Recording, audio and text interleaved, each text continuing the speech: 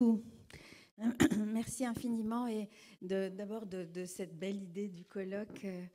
Vraiment, Chantal et Claude, merci de cette aimable présentation. Et moi, je ne suis pas une spécialiste de l'épigénétique. Vous ne m'avez pas mis ça dans mes... C'est vrai. Donc, ce qui m'a été demandé, c'est plus par rapport à la question des enfants et de l'environnement et de l'influence de tous ces facteurs et comment on peut les prendre en compte pour la prévention, vous l'avez très bien dit, et le soin. Et donc, je vais le faire avec plaisir pour ouvrir la discussion sur ce sujet. Mais en vous écoutant tout à l'heure, et en particulier, Claude, quand tu disais que, voilà, si on avait aidé ma mère ou si on m'avait aidé, peut-être qu'un élément, en tous les cas, peut-être que certains éléments de mon parcours auraient été différents. Et ça a l'air d'une simplicité enfin, évidente, ça, comme toutes les grandes idées d'ailleurs, comme toutes les choses importantes, mais aussi comme toutes les choses collectives. Moi, je vais beaucoup insister sur cette question collective. Oui, enfin, non seulement c'est une question technique, c'est une question éthique, mais c'est une question politique.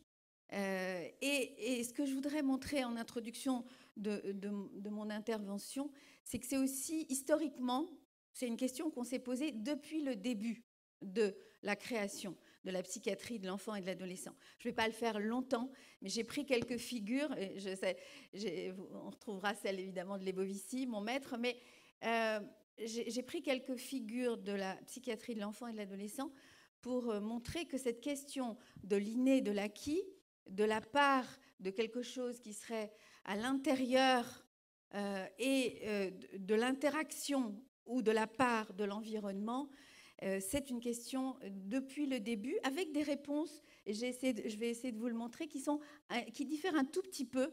Alors évidemment, je connais mieux les réponses du côté des sciences humaines.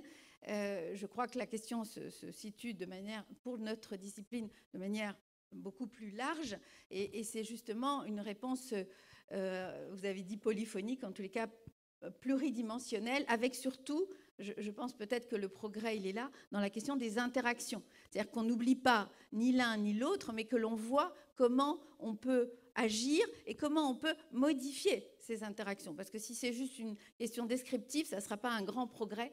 En revanche, si c'est une question que l'on peut ensuite traduire dans le travail institutionnel, dans le travail psychothérapique, dans le travail pédopsychiatrique en général, alors oui, et psychiatrique, bien sûr. Je dis pédopsychiatrique parce que là, je vais me centrer, je vais rentrer du côté de l'enfant, mais bien sûr que la question, elle concerne l'ensemble du champ. Donc, je vais commencer par une petite partie historique. Ensuite, vous faire quelques propositions sur cette dialectique, au fond, en finissant effectivement aussi par les questions transculturelles. Là, c'est l'environnement au sens large du terme. Alors, donc, bon, ça, c'est les portraits. Ça, c'est là où je travaille, la maison de Solène, qui est un des derniers services de pédopsychiatrie créés en France. Et que j'ai l'honneur de diriger du côté des adolescents, mais effectivement aussi du côté des bébés avec Port-Royal. Alors, du point de vue de l'histoire, et je me suis beaucoup appuyée sur une analyse historique qu'a fait Olivier Bonneau il n'y a pas longtemps, sur ces questions que je cite pour lui rendre ce qui lui appartient. Et donc, bon, l'histoire longue, on le sait, une histoire qui est très liée aux représentations que la société elle a de ce que c'est qu'un enfant, ce que c'est qu'un parent, qu'est-ce que c'est qu'une famille. Et ça, c'est, je pense, une caractéristique importante de notre discipline, c'est qu'elle est au service de la société, bien sûr, mais elle est influencée par les représentations collectives. Évidemment, on n'en a pas vraiment toujours conscience parce qu'elles nous paraissent évidentes. Mais quoi de moins évident, c'est justement lorsqu'on fait un petit tour, par exemple, qu'est-ce que c'est qu'une famille? Comment une famille protège les enfants?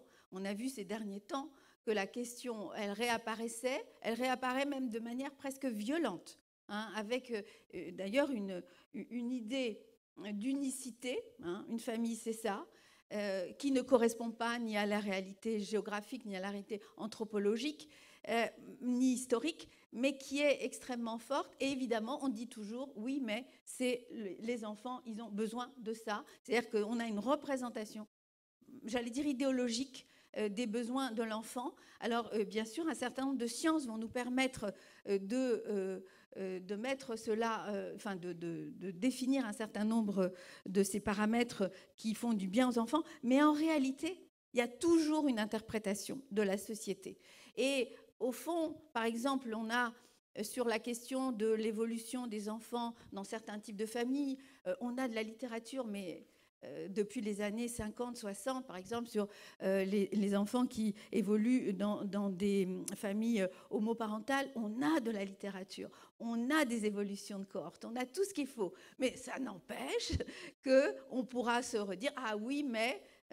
et c'est-à-dire que en plus, la question de la science, ou la question des études, ne résout pas toujours nos questions, même lorsqu'on a cette littérature à notre disposition. Hein, donc, on voit cette porosité de la discipline à la société doit nous inviter, je pense, à considérer que nous sommes, et votre introduction le montrait bien, que nous sommes dans des disciplines où l'engagement aussi et la modification des représentations collectives est importante.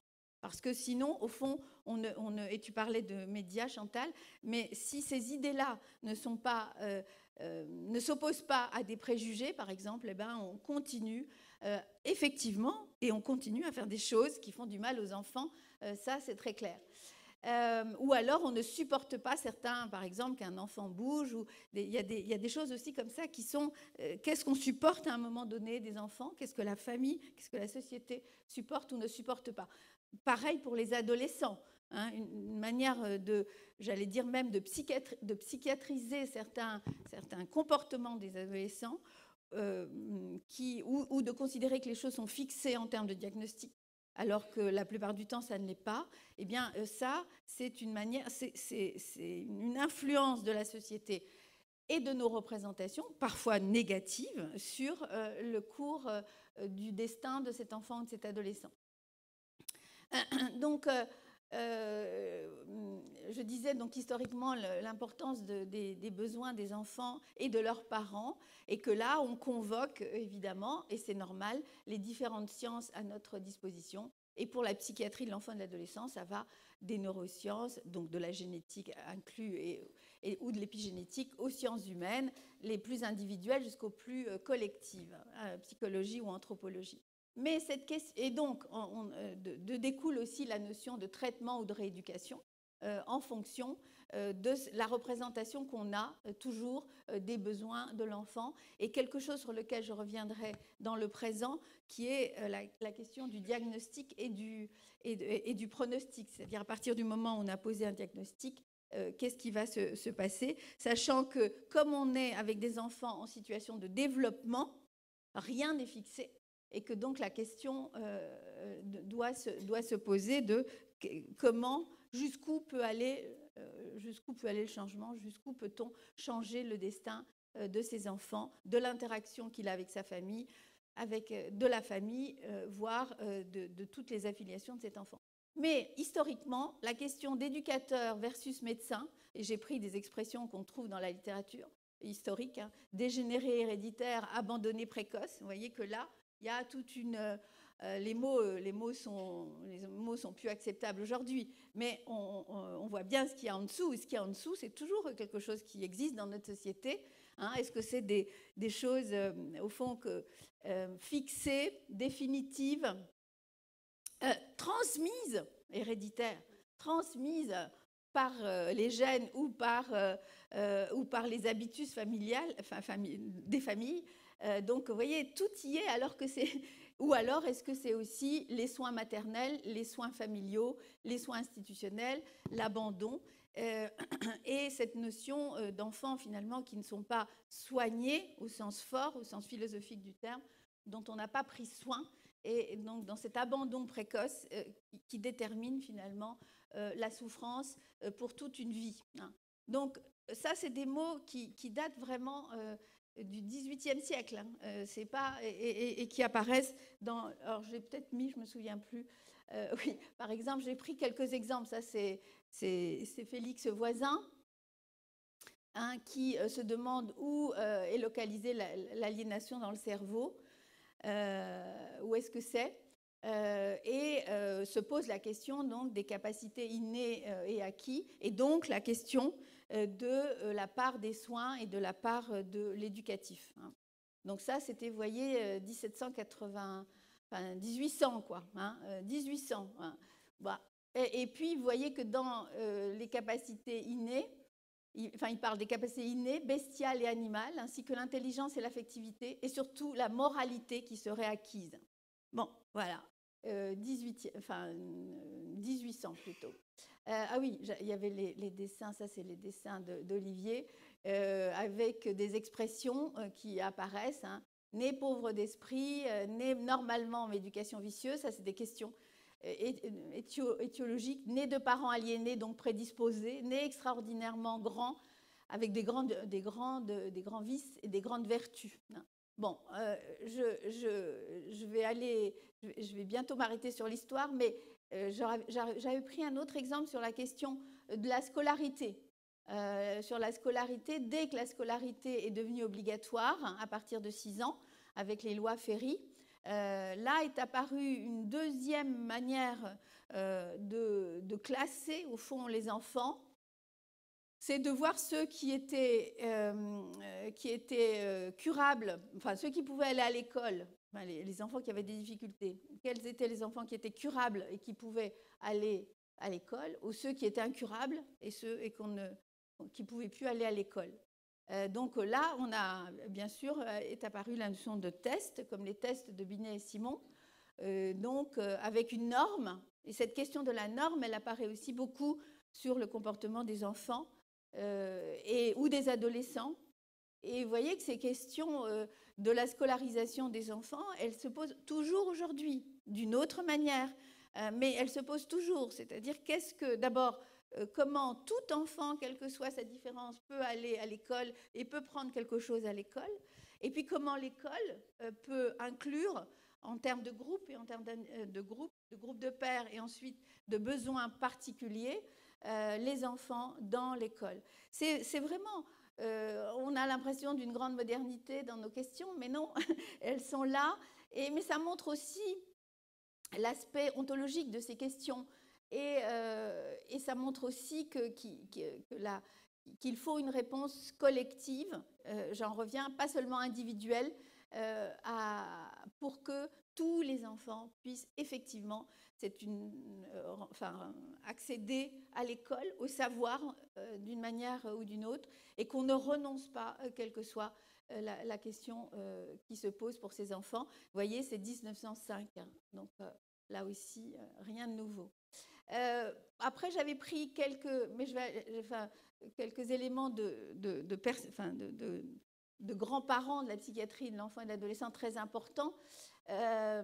J'avais commencé par Anna Freud avec la notion de vulnérabilité du processus de développement.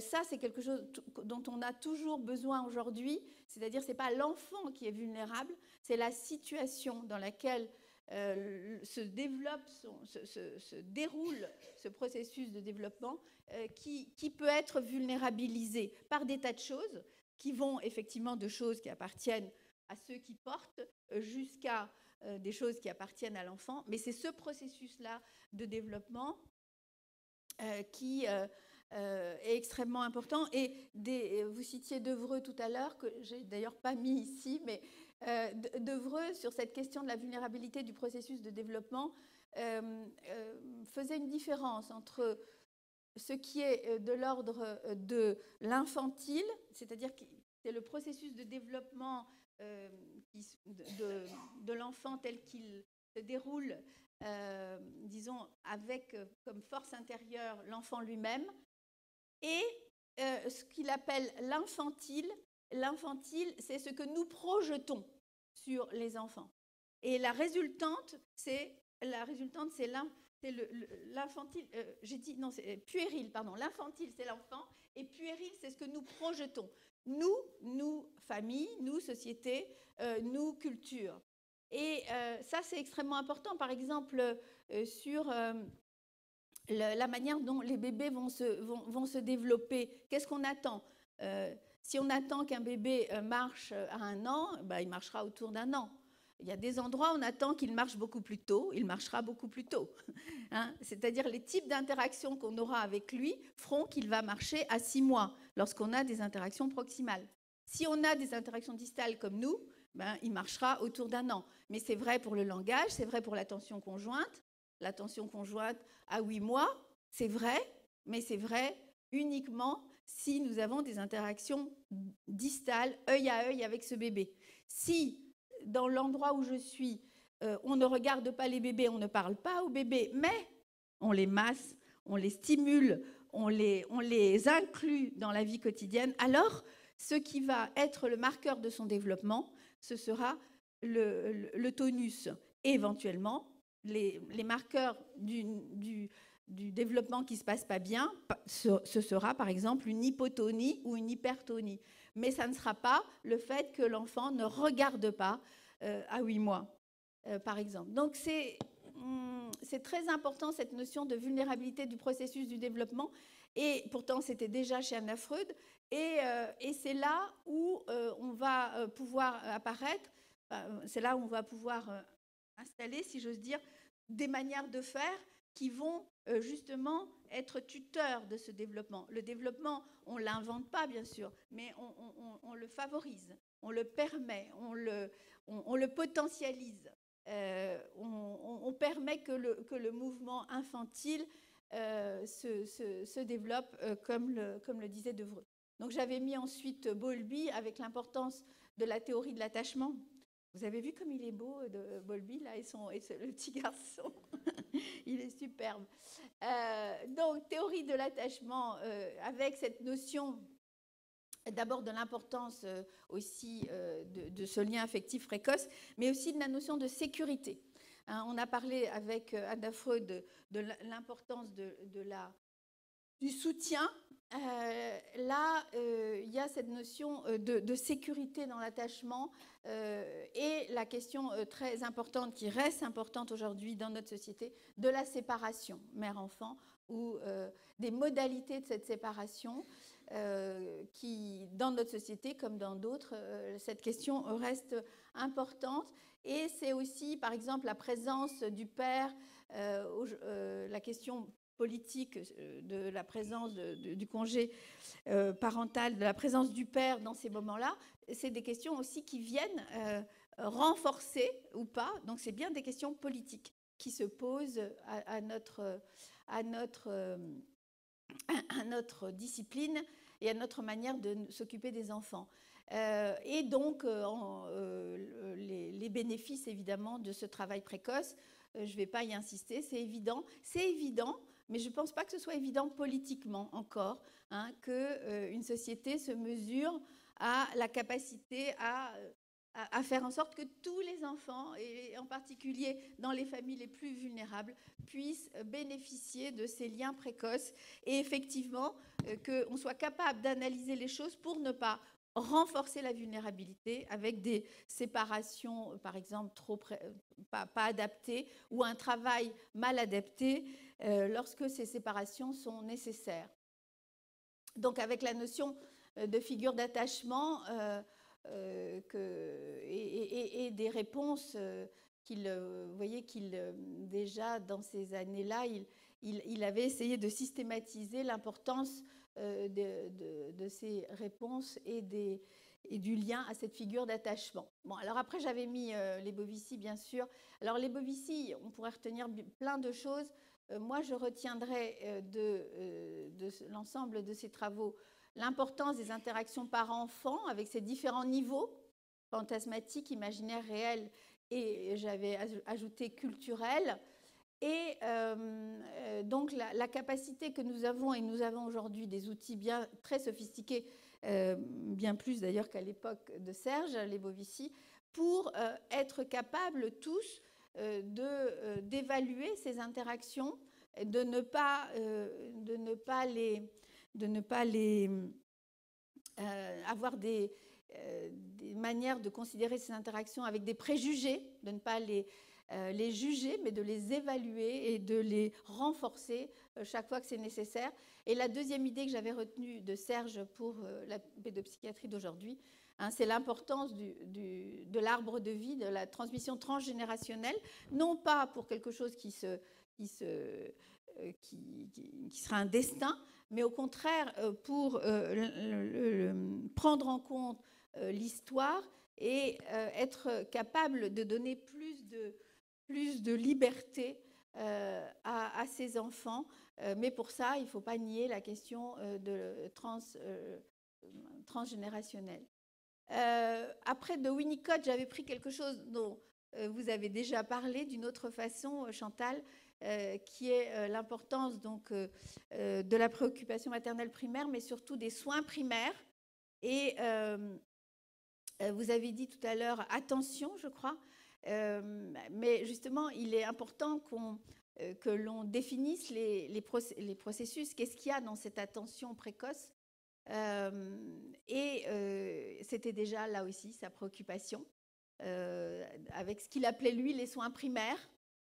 Et vous voyez que dans les soins primaires, il y a à la fois du holding, du portage, de la manipulation et la présentation de l'objet et du monde. Et ça, c'est extrêmement important, la présentation de l'objet et du monde, c'est-à-dire cette capacité d'accueillir l'enfant et de lui faire une place dans le monde. Et ça aussi, c'était déjà chez Winnicott. Alors au fond, tous ces historiens, enfin ils n'étaient pas historiens, mais tous ces pédopsychiatres de notre histoire, et il y en a d'autres, ont montré d'abord que les enfants, ce n'étaient pas des petits sujets, sauf que je crois que c'est quelque chose qui doit encore être défendu. Dans un domaine différent qui est la mise en place de missions de Médecins sans frontières, de missions de santé mentale pour les enfants dans le monde entier, que j'ai eu l'occasion de faire pendant une trentaine d'années, je constate qu'encore aujourd'hui, défendre des missions pour les petits, c'est beaucoup plus difficile que pour les adultes. Il y a toujours cette idée qu'au fond, les enfants, ils seraient protégés par leurs parents, ce qui n'est pas vrai chaque fois que les parents sont vulnérabilisés. Et deuxièmement, que les enfants n'intégreraient pas, d'une certaine façon, ne peuvent pas se rendre compte, par exemple, de ce que c'est que la mort, et donc ils n'ont pas peur. Mais si, dès qu'ils naissent, les enfants, ils ont une théorie de la vie, comme le disait Winnicott. Donc, c'est peut-être qu'ils ne savent pas encore tout à fait la notion d'irréversibilité de la mort, mais ils ont bien une théorie de la vie. Et cette théorie de la vie, c'est-à-dire cet élan vital qui fait leur développement, cet élan vital, il peut être touché, évidemment, par la guerre comme pour les adultes, mais aussi parce que leurs parents sont touchés et qu'ils sont très dépendants de la capacité de leurs parents et de la société autour des parents à les soutenir. À faire en sorte qu'ils vivent. Et avec quelque chose qui est toujours touché dans ces situations, et qui est la confiance dans les adultes de vous protéger. Et ça, je crois que c'est le plus destructeur. La confiance des adultes, ils auraient dû vous protéger. Ils auraient dû trouver les manières de vous animer. Je me rappelle de cette dame syrienne qui a traversé toute l'Europe en racontant des contes à ses enfants, dont un qui était tout petit, avec l'idée que si elle racontait des contes de manière ritualisée, matin, midi et soir, dans des moments comme ça de transition, eh bien les enfants, d'une certaine façon, ne verraient pas que l'environnement, que c'était la guerre et que c'était difficile. Elle avait tellement cette croyance que je crois qu'elle a réussi à constituer, en tout cas, les enfants, lorsqu'ils évoquaient des moments de ce voyage, et lorsqu'ils me parlaient de moments de ce voyage, les plus grands, eh bien, ils disaient le jour où maman a raconté ce conte-là. C'est-à-dire ce conte-là était devenu le marqueur de ce moment-là. Et en plus, elle avait cette idée qu'il fallait raconter des contes en rapport avec ce qui se passait. C'est-à-dire qu'au fond, les contes étaient quand même pour elle, alors elle les inventait, hein, parce que elle est partie de contes traditionnels, puis après elle les a inventés. Mais c'était une sorte de lecture bienveillante du monde, de rêverie partagée avec ses enfants. Et elle avait cette idée, voilà, que les enfants allaient, au fond, traverser grâce à cet environnement qu'elle avait inventé. C'était plus ou moins vrai. Faut dire que quand elle est arrivée ici, par contre, elle s'est déprimée gravement et que là, ça a été vraiment difficile. Parce que, effectivement, les enfants, en plus, avaient besoin de ce récit qu'elle n'était plus capable de faire. Et elle est venue en consultation en me demandant « Prenez la main, s'il vous plaît, hein, prenez la main, racontez des histoires aux enfants. C'est ce qu'il faut faire pour qu'ils gardent l'envie de vivre. » Donc, elle avait, je pense, compris quelque chose, cette dame, qui est déjà d'ailleurs chez Winnicott, qui est l'idée que prendre soin des enfants, et même pour Winnicott, la psychothérapie des enfants, puisque la psychothérapie des enfants, c'est le premier traitement pour la plupart, enfin pour quasiment tout ce qui arrive aux enfants dans leur développement, avant même toute autre, une chimiothérapie ou une rééducation, des tas de choses qui sont nécessaires, mais l'idée de pouvoir donner aux enfants la capacité de transformer ce qui leur arrive, eh bien, Winnicott disait que, et ça c'était après la Deuxième Guerre mondiale, que ce savoir de comment on protège les enfants, comment on leur permet de se consoler et de se modifier, que ça, c'était quelque chose qu'il ne fallait pas garder pour les techniciens, si j'ose dire, pour les professionnels, que c'était quelque chose qui devait appartenir à l'ensemble de la société. Il appelait ça la psychothérapie laïque, hein, des enfants, et c'est-à-dire quelque chose qui appartient à tout le monde. Et ça, c'est exactement mesdames, c'est je pense que c'est une de vos idées, que ce soit partagé par l'ensemble de la société, et pas que ça n'appartienne ni aux uns ni aux autres, mais que ça appartient à tout le monde, en commençant par les familles, quoi. Donc, l'importance des recherches sur les petits, et sur les petits, quand je dis les petits, j'inclus la grossesse, la mise en place des interactions précoces et le développement précoce. Hein. Qu'est-ce que j'avais mis là ? Oui, avec l'importance de ce qui se passe autour de la périnatalité. Le deuxième, vous me dites hein, quand je dois m'arrêter, parce que je n'ai pas regardé. Voilà, parfait. Le deuxième point, c'est la reconnaissance des compétences de tous. En fait, ça va dans ce que je viens de vous dire, mais pour pouvoir s'adapter à chaque enfant, il y a, parce que c'est ça l'enjeu, il y a la nécessité donc de valoriser ou de faire émerger les compétences, par exemple, des parents, mais aussi à l'école, là où dans les lieux, dans les crèches, là où on s'occupe des enfants. Et Dieu sait, ça c'est ce que j'avais mis là dans cette dernière ligne, que ces compétences, la psychologie expérimentale, les neurosciences, les sciences humaines, Brazelton, bref, il y a plein de gens et plein de disciplines qui ont mis en évidence ces compétences, et pourtant ça reste quelque chose qui n'est pas assez valorisé. Donc, à la fois reconnaître les vulnérabilités, identifier les facteurs de protection. Ah, on ne voit plus les... Ah oui, les facteurs de protection, bon, voilà, je les ai déjà dit. Soutenir les parentalités. Alors, moi, je mets toujours un S à parentalité parce que la question des parentalités, parce que la diversité culturelle et sociale fait qu'il ne faut perdre personne et qu'il ne faut pas avoir là non plus une norme de parentalité, bien sûr. Gaucher, le philosophe, disait que c'était le défi du XXIe siècle, cette parentalité, et que le soutien à la parentalité ne fait que commencer. Je crois vraiment qu'il a raison, que cette question du soutien à la parentalité est à la fois quelque chose que nous devons faire nous, mais qui est aussi une sorte de défi politique. Et effectivement, dans le rapport que vous citiez dans le bien-être et santé des jeunes, nous le disions, pas seulement pour les petits, mais pour les adolescents aussi. parce que les parents d'adolescents, par exemple, sont souvent, et lorsque les adolescents vont mal, ou lorsqu'ils déçoivent leurs parents ou la société, les parents d'adolescents, moi je suis très sensible au fait qu'ils sont très seuls, encore plus seuls que les parents de petits, et encore plus culpabilisés parce que là, au fond, c'est fini, quoi. Hein. Et donc là, il y a vraiment quelque chose d'extrêmement important. Le développement, ça ne s'arrête même pas à 18 ans, hein, on le sait. Hein.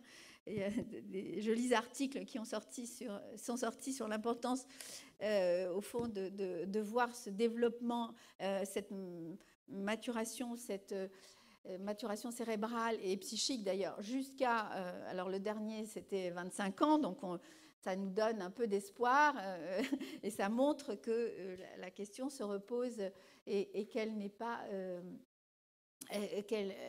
rien n'est joué et même pas à cet âge-là, mais qu'en tous les cas, la période du développement, plus on avance, plus on se rend compte que cette période est longue, importante, et que la maturation est une maturation qui, bien sûr, d'ailleurs, il y a des choses qui continuent tout au long de la vie, mais sur cette période-là, sur cette fenêtre-là, c'est bien sûr pas la minorité. Et c'est pas la minorité, c'est une question sociale et politique, c'est pas une question clinique. Et donc, il importe de travailler tout particulièrement aussi sur ces périodes de transition et pour la psychiatrie, sur la manière dont on passe du système des adolescents au système des adultes. Il y a là, dans notre système de soins, une vulnérabilité, j'allais dire, en tout cas, il y a quelque chose de difficile. C'est deux mondes qui ne travaillent pas assez ensemble. Et c'est des manières de penser, par exemple, ce que c'est que le développement, ce que c'est que la place des parents, ce que c'est que la question du diagnostic, voire du pronostic. Là, nous en avons aussi déjà parlé avec Chantal à certains moments, mais il y a là quelque chose d'important pour une avancée qui soit une avancée qui concerne pas seulement une classe d'enfants. Donc l'importance de ce qui se traduit par le corps, de soigner les bébés et les enfants dans leurs environnements, de séparer seulement quand c'est nécessaire, et quand c'est nécessaire, on sépare en accompagnant. Et on sait le développement des enfants qui sont placés, que leur devenir n'est pas évident, que là aussi, il y a une question qui va se poser. Que deviennent-ils à 18 ans, avec une réduction en plus très importante des accompagnements de l'aide aux jeunes majeurs. Et donc, cette question se repose pour ceux-là qui sont encore plus vulnérables que les autres. Et donc là, vous voyez, à chaque fois qu'on évoque une question de transition, eh bien, on arrive sur une nécessité d'inventer des modèles à la fois épistémologiques et institutionnels qui marchent mieux. La place, l'implication des pères, bon, les unités de soins mère-bébé, évidemment.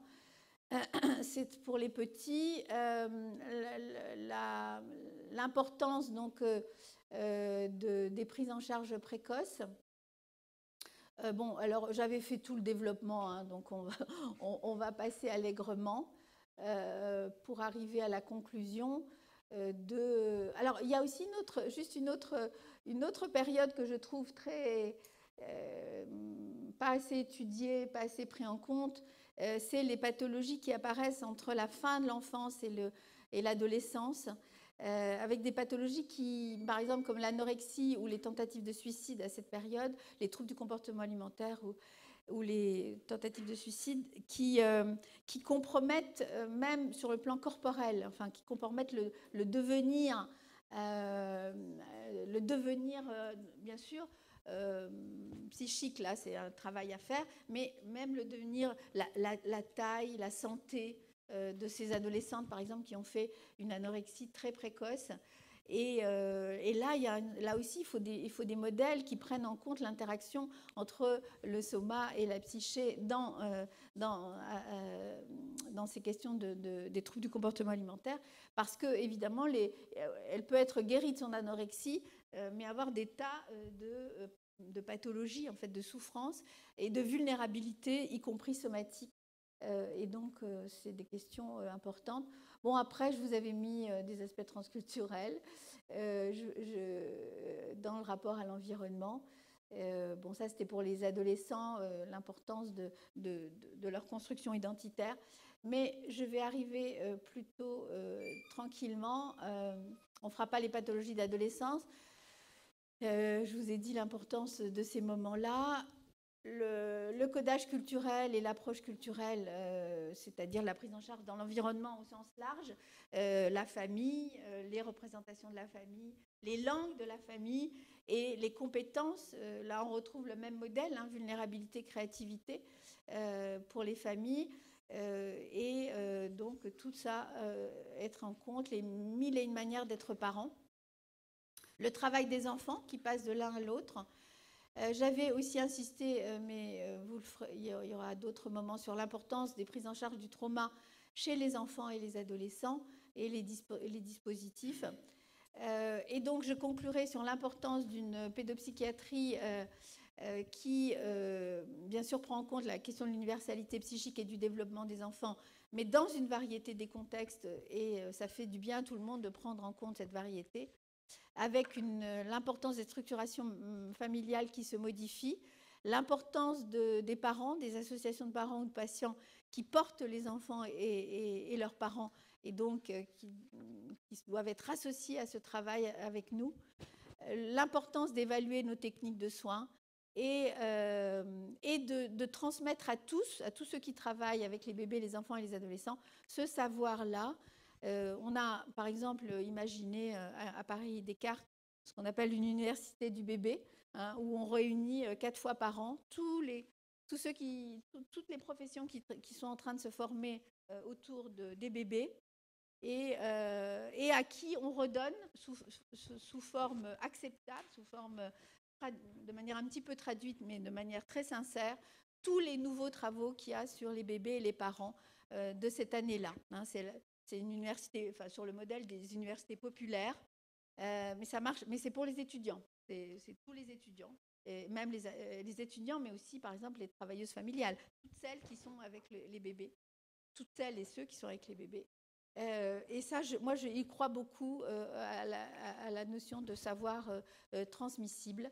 Et ça sera la fin. Hein. Pourquoi il faut transmettre ? Pour transmettre à nos enfants la capacité. Pourquoi il faut soigner ? Pour transmettre à nos enfants la capacité à construire un monde meilleur que celui qu'on leur a transmis. C'est voilà notre objectif. Merci beaucoup de votre attention. Merci Marion.